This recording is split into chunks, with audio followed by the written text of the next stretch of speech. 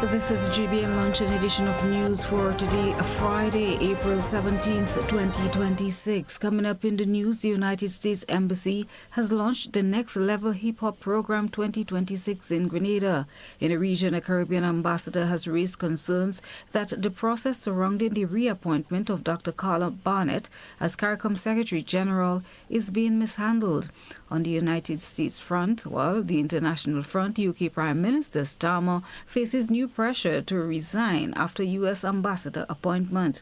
And in sport, Mackenzie ecstatic after match-defying role in victory over Pride. We have details to these and other stories when we return. The first segment of the news comes to your compliments, Bryden and Miners.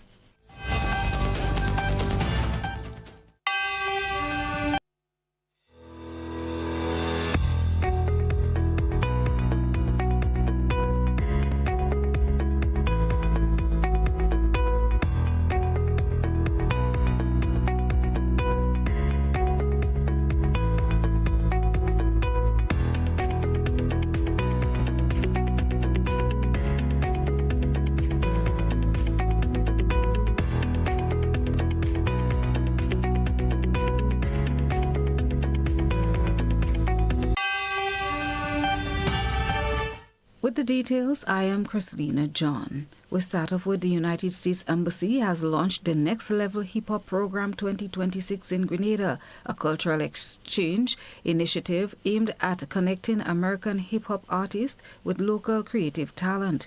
The program, which is being hosted in partnership with the government of Grenada through the Ministry of Tourism, Creative Economy and Culture, will run from April 13th to the 24th.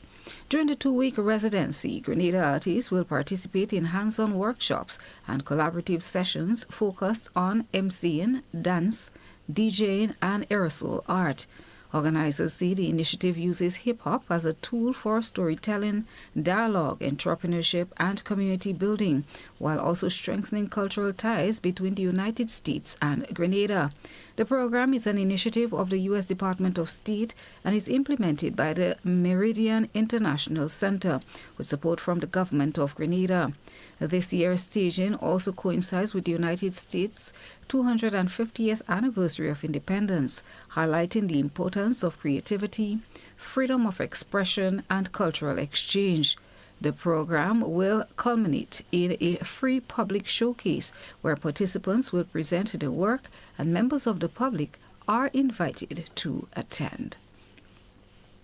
6 schools are booked to be part of this year's Maroon Festival on the sister isle of Carriacou. The inclusion of youth highlights the importance of preserving tradition by passing it on to a younger generation. Alison Caton, chairperson of the Carriacou Maroon Festival Committee, says right now they are on track to deliver a world-class event. She provided an update on the activities to come, beginning next Friday, April 24th.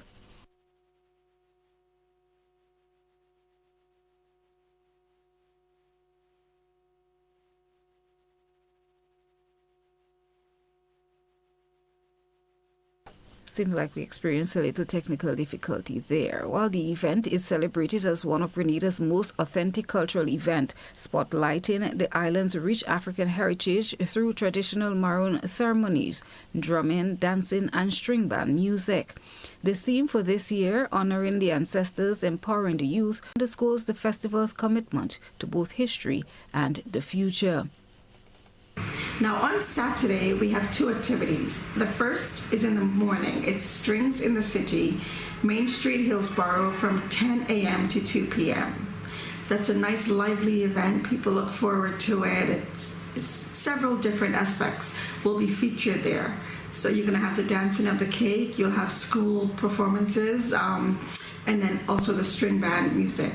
So we have 2 string bands. We have our local culture train as well as visiting Lashing Dogs from the BVI.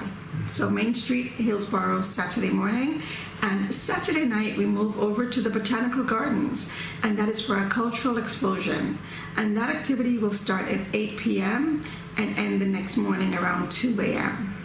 And again, we have a lot of local performances that's going to be featured there, followed by some of our visitors from Grenada, Union Island, Tobago, and Trinidad. and that is Botanical Gardens, Hillsborough, Saturday night. Now on Sunday, climaxes, and we go down to Paradise Beach. Again, we're going to have a lot of the young performers there, which is good because this year we have 6 schools that's taking part in the festival. So you have a couple of the school groups on the Sunday. You have the steel pan as well as the maypole dancers. And again, you have more of the string bands. So we're also going to feature later in the night, we're going to have Short Pre, our very own Short Pre. We'll have from Grenada, Solid the Band, and from the BVI, the Lashing Dogs. Organizers say the festival serves not only as a major cultural showcase, but also as a vital platform for education and preservation, ensuring Carriacou's tradition remains alive for generations to come. And finally, on the local front, the St. Mark Day Festival is celebrating a major milestone this year as it marks 35 years of community, culture and sport. Organizers say this year's event will be bigger and better than ever as the festivities unfold under the theme 35 Years of Sport, Culture and Community Connection. President of the St. Mark Development Organization, Raidan Bihari, says the committee is focused on elevating the young people of the parish. Thus far, we kicked off with 2 major sporting events in partnership with Momentum Track and Field Club and the St. Mark Parish Sports Council. Our relay meet and our village athletics meet at the Alston George Park. The turnout was strong, the energy was high, and most importantly, we saw exceptional young talent emerging across St. Mark. That's what this festival is about. Building community spirit and creating sustainable opportunities for our people. As part of the activities, primary schools across the parish will participate in an educational quiz competition, giving students a chance to win prizes while showcasing their knowledge. This weekend is a packed weekend. It comes with a variety of exciting, family-friendly and emerging events. But apart from just emerging, there are also some very engaging activities. On Friday at 12 noon, we will host our Spelling Bee competition at the St. Mark's Secondary School, featuring grade 4 students from across the parish. Our first place winner will walk away with 1 laptop computer. Our second place winner will walk away with 1 tablet, and our third place winner will walk away with a starter account with cash. And then on Friday night, we head to Nonpareil Playing Field for a night of karaoke at Sunset Suites, also known as Allen's Parlor, from 6 p.m. The festival will also feature a full day dedicated to children. That's on Saturday, with organizers promising a fun-filled experience for families and visitors alike on the Sunday. This weekend, we then get ready for Saturday. Saturday is all about the children. We present what we call our Mega Kids Fun Day, and that will be taking place at the Alston George Park from 2 p.m. We expect to have a variety of rides and slides, go-karts and horseback riding, face painting and bouncing castles, ring games, bottle games, and tuk-tuk ride, snow cones and 360 photo booth, and so much more exciting kids-oriented activities to keep them engaged. Sunday is a big day, like no other. Absolutely, it's going to be massive. We start with the St. Mark's Unity Road Race in the morning, beginning at the Samaritan Junction and finishing at the Alston George Park in Victoria. We encourage everyone to come on out. Even if you did not register, it is open. Just be at the starting line and you can participate or cheer on the runners that are taking place. Then at 5 p.m., we officially open the festival with our official festival opening and elevation of praise, the concert experience, and that is taking place at the Heroes Square inside of Victoria.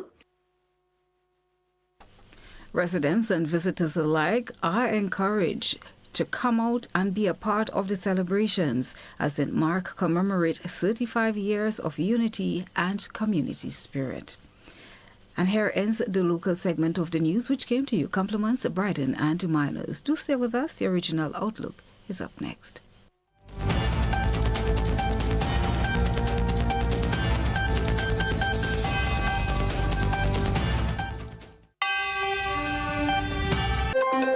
Got something to share? Call us at 440-1252. WhatsApp 405-3052 or 407-8458. Or email gbnnews@gbn.gd. GBN News, first, accurate, voted #1.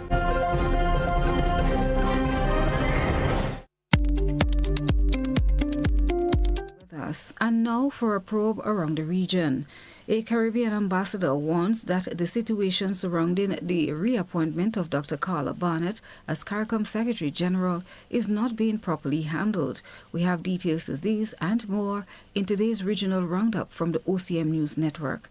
This segment of the news, the second segment, comes to you compliments Fortune Foods Limited.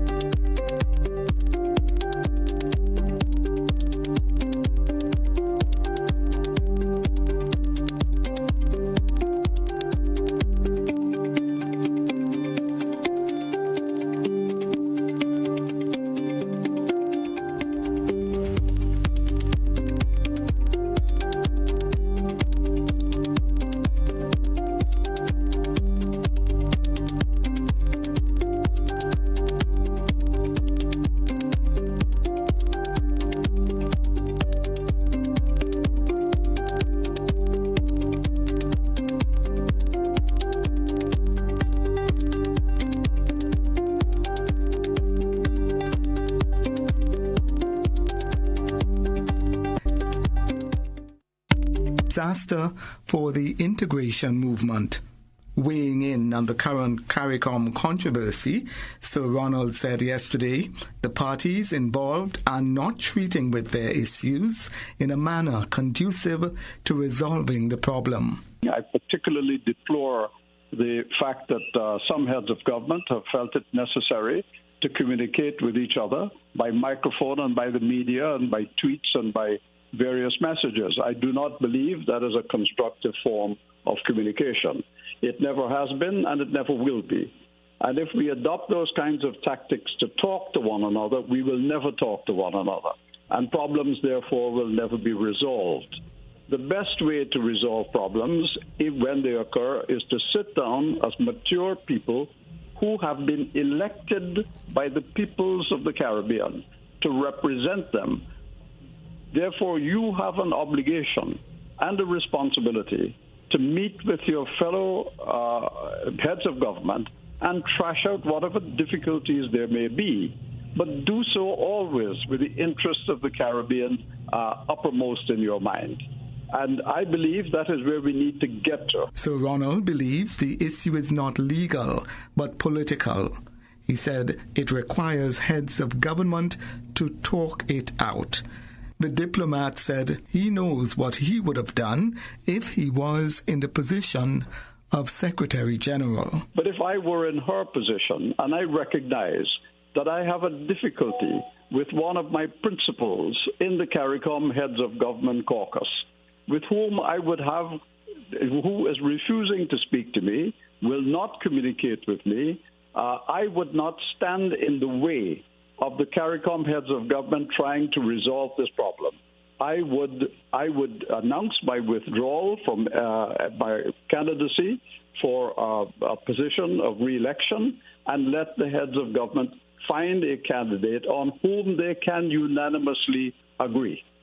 That is the way forward for CARICOM. Ambassador Sanders expressed concern that the outcome of this impasse could be of similar gravity to a dispute involving the late Trinidad and Tobago Prime Minister, Dr. Eric Williams, and former Prime Ministers of Jamaica and Guyana, back in the late 1970s. Trinidad and Tobago's Commissioner of Police, Alistair Guevara, says even though crime numbers are trending downwards, members of the public remain obsessed with crime. He says that has to change. The police commissioner was addressing members of the business community at the Conversations with the Commissioner of Police yesterday. The event was hosted by the Trinidad and Tobago Chamber of Industry and Commerce. They criticized the TTPS even when the country achieved the 42% reduction in homicides in 2025, which is the second largest annual percentage reduction in the world. Not in Trinidad, in the world. The only other country to reduce homicides by an annual percentage figure of 55%. We were 42, they went 55. Was El Salvador. Commissioner Guevara said a shift in thinking is needed. We need to get the fear of crime out of the mindset of the citizens of Trinidad and Tobago. I took pains to bring all the data to show you that crime is trending downwards. These are things that have been taking place ever since. Persons are being robbed, persons are being kidnapped, it's crime ever present. What is different now is that there is a greater presence of CCTV cameras, a greater presence of mobile phones where people do recording. So now it is highlighted more in the public sphere. And that is the situation that is one of the elements fueling the fear of crime. He said other jurisdictions are interested in copying the model being used by the Trinidad and Tobago Police Service. And in Jamaica, the police are renewing the appeal for the public's help in locating a 5-year-old British national. She is Tay Rodriguez Fairplay of Walthamstow, London. Reports are saying the Black River Police indicate that Tay was taken to Jamaica by a relative back in February this year, following her parents' separation. All attempts to locate the child have been unsuccessful. Police say Tay was formally reported missing last Thursday, April 9th. And that's your OCM Regional News. Have you heard about the new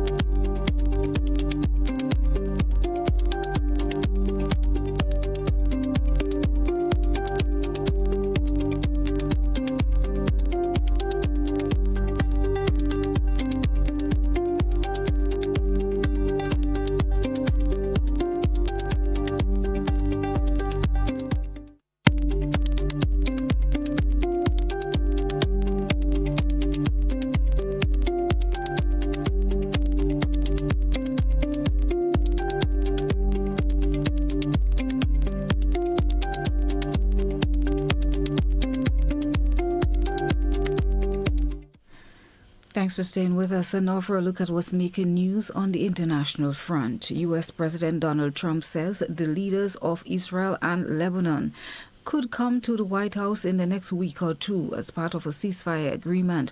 A 10-day ceasefire has started, but it is unclear that the Iranian-backed militia group in Lebanon, Hezbollah, will abide by it. Here's more in this report.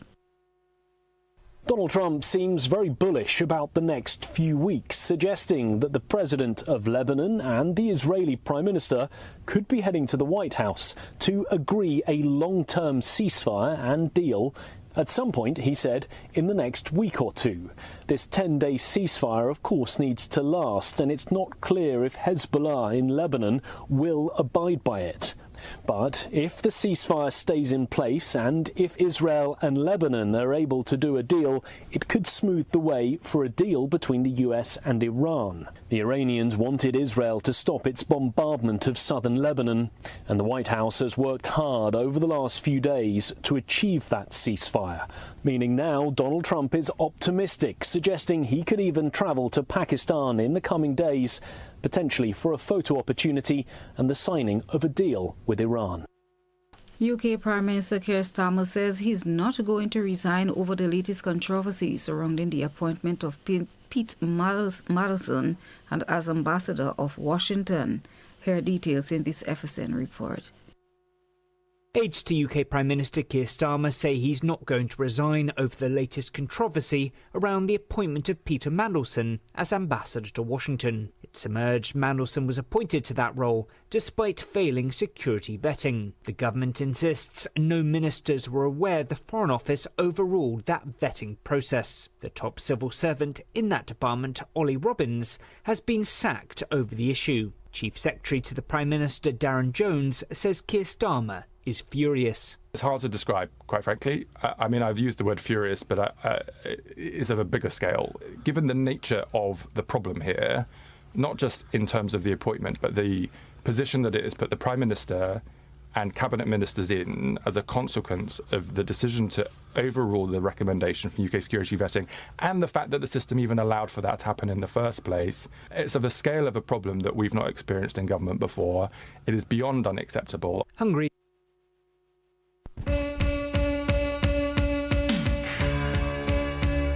Good afternoon, sporting fans, and now for your sporting highlights. Well, after Jamaica Scorpions group drew first blood against Barbados Pride in the regional 3-match, batsman Kirk McKenzie says he's bracing for more fierce battles between the two teams. The 25-year-old opener scored a 135 not out, his third first-class 100, as the Scorpions chased down 324 runs for the loss of 3 wickets on the fourth and final day in the West Indies Championship match at Chedwin Park in St. Catherine. The teams are scheduled to play the second and third matches of the season at Sabina Park in Kingston from April 19th to the 22nd and April 26th to the 29th respectively.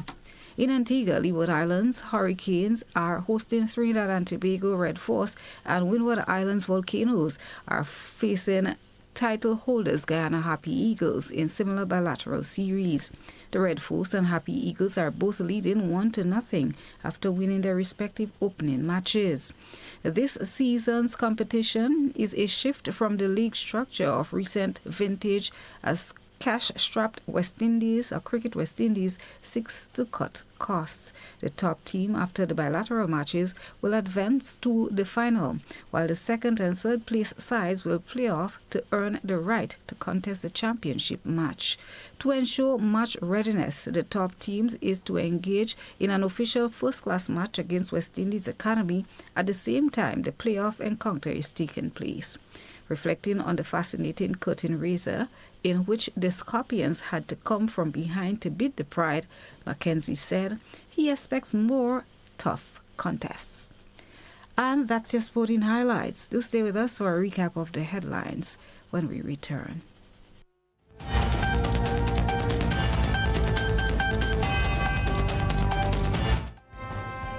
Recapping the headlines that made the news today, the United States Embassy has launched the Next Level Hip Hop Program 2026 in Grenada. In the region, a Caribbean ambassador has raised concern that the process surrounding the reappointment of Dr. Carla Barnett as CARICOM Secretary General is being mishandled.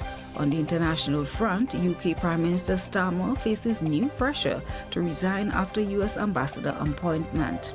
And in sport, Mackenzie ecstatic after match-defining role in victory over Pride. Well, this has brought us to the end of the luncheon edition of news for today, Friday, April 17th, 2026. On behalf of the entire news team, I've been your presenter, Christlina John, wishing you a safe weekend and see you again on Monday.